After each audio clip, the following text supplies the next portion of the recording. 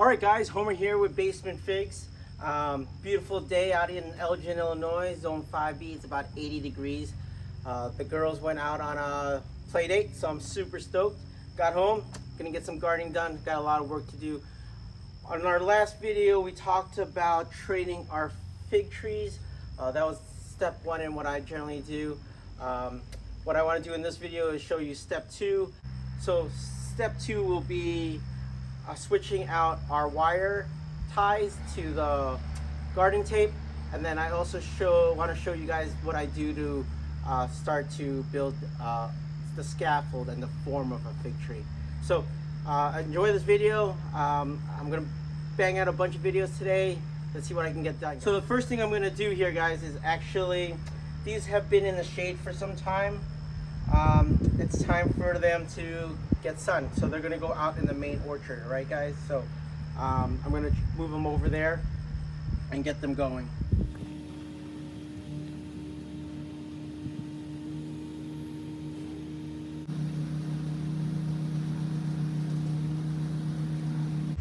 All right guys, one of the main reasons why I want to move my plants from the shade to the sunny part of my orchard now is it rained.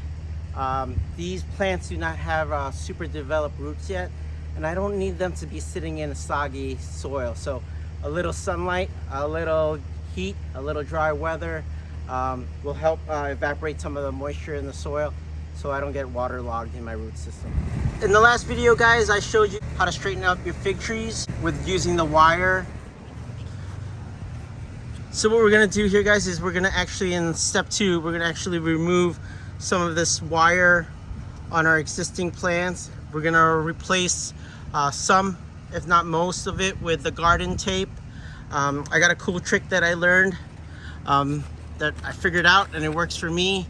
So let's get to step two of training a fig tree, guys. In my last video, I showed you, I gave you a little bit of a warning on the negatives of using that wire twine.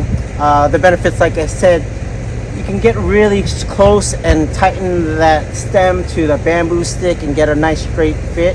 But if you're not paying attention to it, you can choke it out like I did on one of my trees there. So gotta pay attention.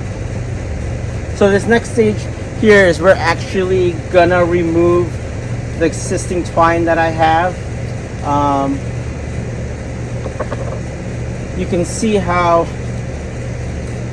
after a while the trunk just remains straight. Generally about 2 to 3 weeks you can remove this twine. Fig trees are very vigorous and grow really fast, and you just also want to be on the lookout for that. So as you can see, if I remove all of this wire here, my Figo Preto here is pretty straight.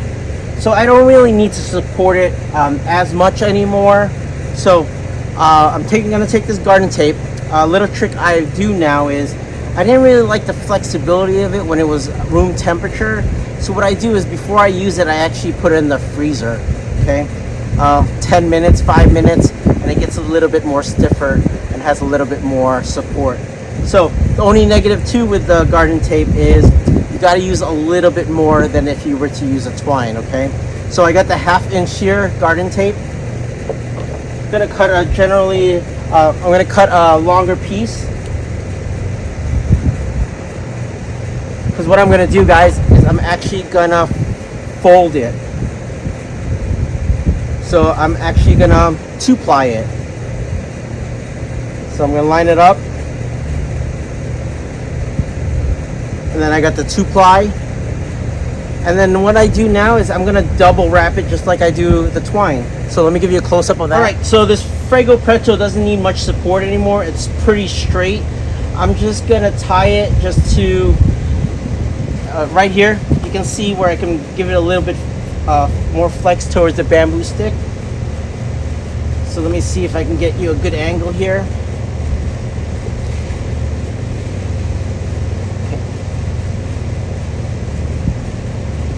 And what I'm doing here, guys, is I just loop it around, make one side longer, loop it around, And now I have 2 equal parts on the bamboo side. And now I'm just gonna pull it. Yeah, it also helps to, if you get a knot started,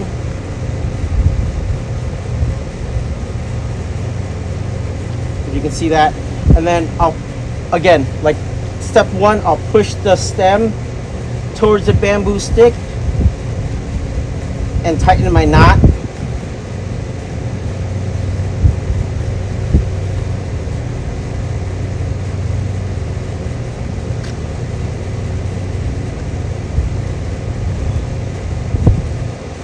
Okay.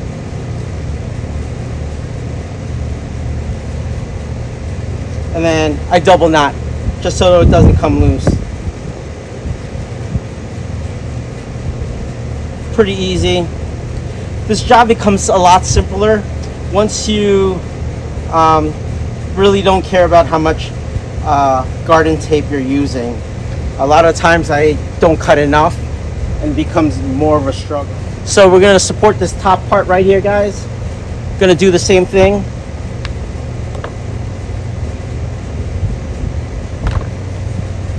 Pretty long piece of garden tape. Fold it, 2-ply it.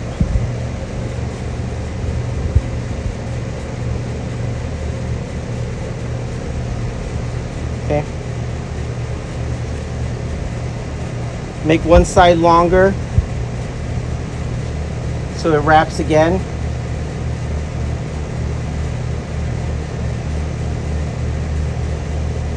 And I just pull it. Start with a knot. It makes it a lot easier. And then push the stem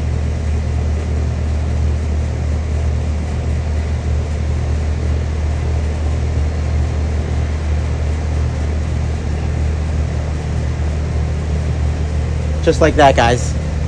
And then double knot. So my Frago Preto over here, guys, has 2 branches coming out.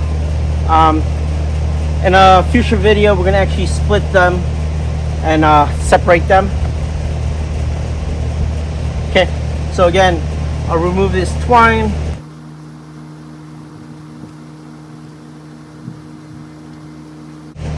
Generally, I would say start from the bottom and get a connection, but these are already lignified. They're not going anywhere. So my whole purpose is just to make sure the stick is straight so I can always adjust it when I transplant it.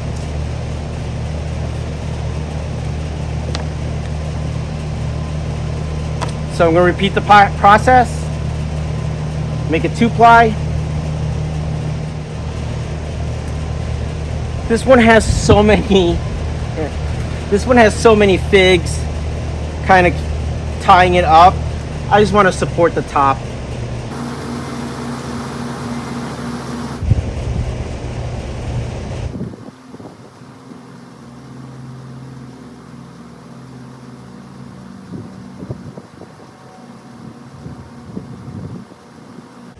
All right, guys, and that's all it takes. So I'm just going to go down my rows here and remove any wire or twine I can. We got the Zoros Dark.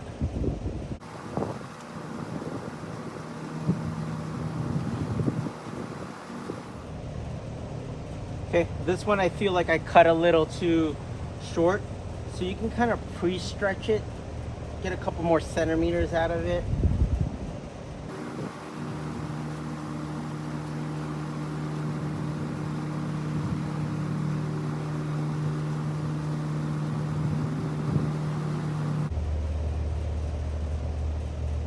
Again, once I double wrap it, I start the knot, and then I just push the stem and the bamboo stick closer,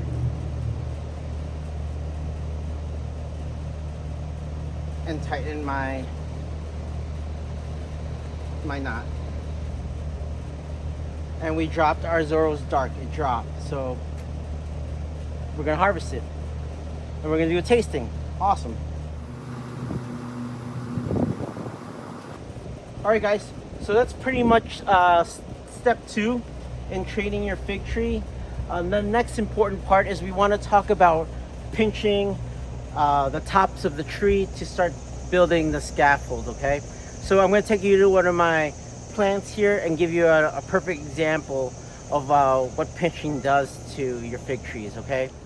All right, guys. So this is my San Biagio. 15-gallon, ready to be trained. So what I did was I let the plant grow to the height that you want, and then what you do is you just simply pinch it, and what that's going to do is it's actually going to encourage branches to shoot off from it. Okay, but what you really want to understand is these branches don't really come from the top. They actually come from each node. Okay, so here, for example, I pinched it up here. It produced this one, produced another one over here. The next node produced another one, and then the next node down here produced another one. Okay, so that's really important to understanding how scaffolds in your fig trees are built. Okay, so let me give you a better angle here. Say I wanted to keep this fig tree lower, not as tall, right? What you want to do is you want to make sure, depending on how many scaffolds you want, is how many nodes you should leave. Okay, a minimum I would say is 4, right? So you pinch on the 5th node so that you got chance to develop 4 branches coming out. Okay, and then from there you can pinch it more and develop more scaffolds, more branches. All right, let me give you another example of shaping your fig tree. Okay, so here I have my Smith. I pinched it up here, shot out a branch on the next node. On the next node down, it shot up another one, and then the next node down, it shot another one. Here's a better view. So the plant will actually tell you where the next branch is going to come from. It's going to come from where the leaf comes from, right? You can see one here, one here, one here. If I turn the Smith around, you can see another one coming out here. Okay, so that's how you shape and start to train your fig tree, right? After we do step 1 and step 2, what I'm actually doing with all my plants is I'm espaliering them. Okay, espalier is just a technique that you grow your branches more horizontally, and that what the purpose of that is just for mass production of fruit, right? And easier pruning and maintenance, right? So for example, here you will see a branch that's coming here. You have a branch coming here. What happens is in all these nodes, just like when it's growing up vertical and you get these side branches and scaffold going, what an espalier would do, it will shoot up branches straight up, all in these nodes. And the purpose for it is I don't really have to maintain the form on the bottom of the tree anymore. All I'm doing is letting the top part grow, harvesting my fruits from the top of the tree. It's exposed, it's not getting blocked. And then once it's time to get the fig tree back in the garage and winterize it, it's just easy maintenance, right? I just clip off the trunks, and then I still have the espalier form. Okay, so that's part 3. We'll get to that video pretty soon. I know a lot of people are excited to see how I do my freestanding espalier with my PVC here, but I'm just gonna keep banging away at step 2 here. I gotta remove a lot of my twine. It's something that I kind of been slacking on. Again, gardening is about discipline, so bad homer, but we'll get to it, guys. So stick around, and then we'll go ahead and do that tasting for the Azores Dark that dropped on us while we were doing it. Another trick, guys, too, is instead of unwrapping all your twine first, you can unwrap a couple of them, switch to the garden tape, and then unwrap your twine and replace it.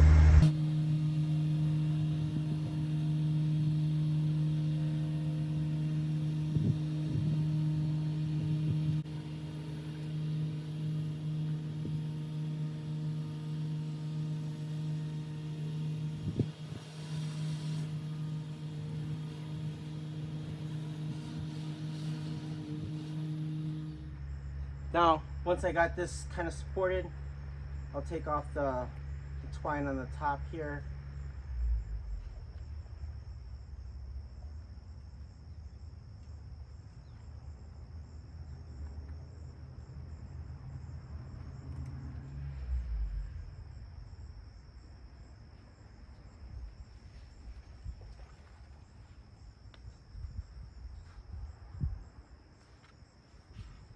Sometimes adjusting the leaf helps give you the support. All right, guys, I think you guys get the idea of how step 2 works. Let me see if there's any plants we need to pinch the top of. I like my plants to be a certain height. Okay. All right, guys, this is my improved Celeste. It's in a 7-gallon. 2 air layers go in the bottom. Gonna get rid of those bottom scaffolds. What I really want to do, just like my other fig trees here, is really focus on a single stem, a single trunk. As you can see, it's at the height I want it to be, and what I wanted to start to do is to start to build scaffolding around this point. So I am gonna actually pinch the fig tree, pinch the Celeste right now at this node here. So let me get you a close-up of what that looks like. So once I pinch this fig tree here,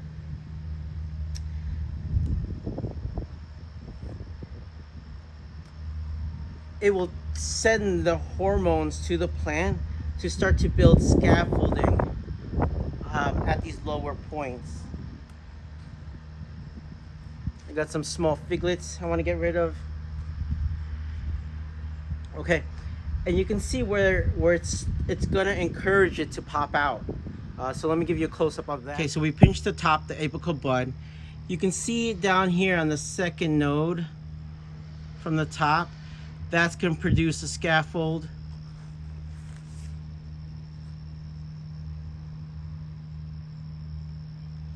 That's gonna produce a scaffold. That's gonna produce a scaffold. So once we start to build the scaffolding, we will get side branches that we can start to train. You can see here on my Desert King, we actually will tie this down and start to go horizontal. All right, guys, so that's step 2 of training our fig trees. Next step, we'll go ahead and I will teach you how to build their PVC support to do a freestanding espalier. This one's definitely ready for it. I've been holding off trying to make the video for you guys, so it's been long overdue. It's starting to lignify, so stay tuned for the next video on training your fig tree. Right now we got an awesome experience happening. All right, guys, it was a happy accident. We were filming the video on how to train your fig trees part 2, and we accidentally knocked off this Zoros Dark. I was gonna try to keep it on for one more day, but if it fell off the tree with no sap, I think that's good to go. Little background on the Zoros Dark, or the San Miguel Roxo, is it's one of the main fig trees that I wanted to get in my collection when I first started. So I only got one cutting to grow. Took forever to produce this first fig. It's pretty much the same size as a Chicago Hardy. But I'm stoked, guys. So let's get a little close up. So it's like a typical fig, brownish, red, brownish with a little hint of purple. Soft to the touch, up to the neck. The neck has some ply and a closed eye. Okay, so let's cut it open. I'm really stoked for this one, guys. Azores Dark.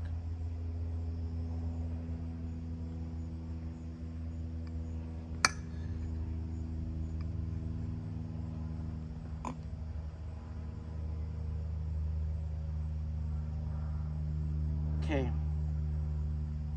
Smells figgy.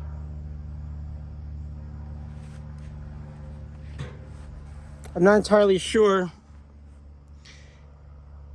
Beautiful fig, right?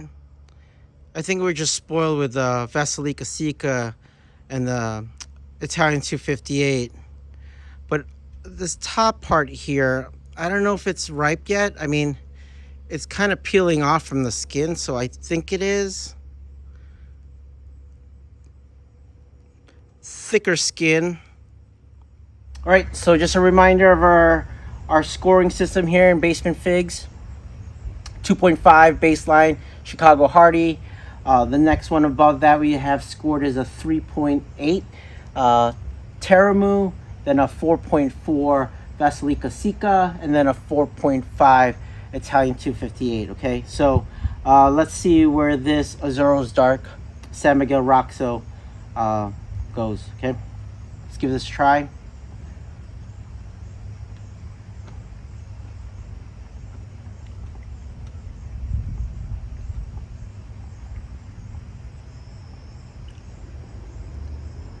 Not impressed, to be honest. It tastes like a Chicago Hardy.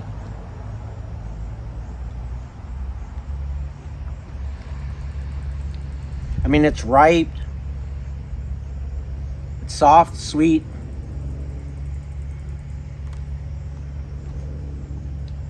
But you gave this to me and said this is Chicago Hardy, I would be like, it's a Chicago Hardy.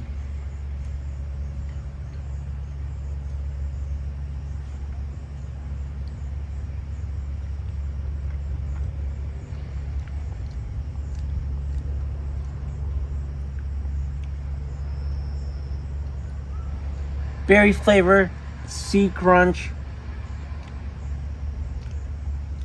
skin texture, a chew.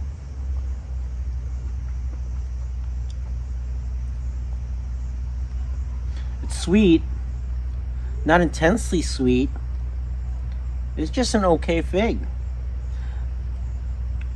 I'm not discouraged though. I mean, a lot of these figs,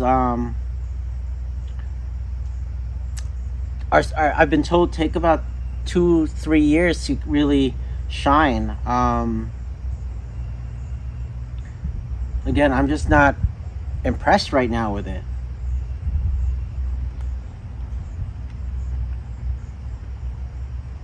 I mean, easy score, guys. I'm gonna give a Chicago Hardy a 2.5 right now as my baseline. The Zoros Dark, easy score, 2.5. I couldn't tell the difference between that or a Chicago Hardy.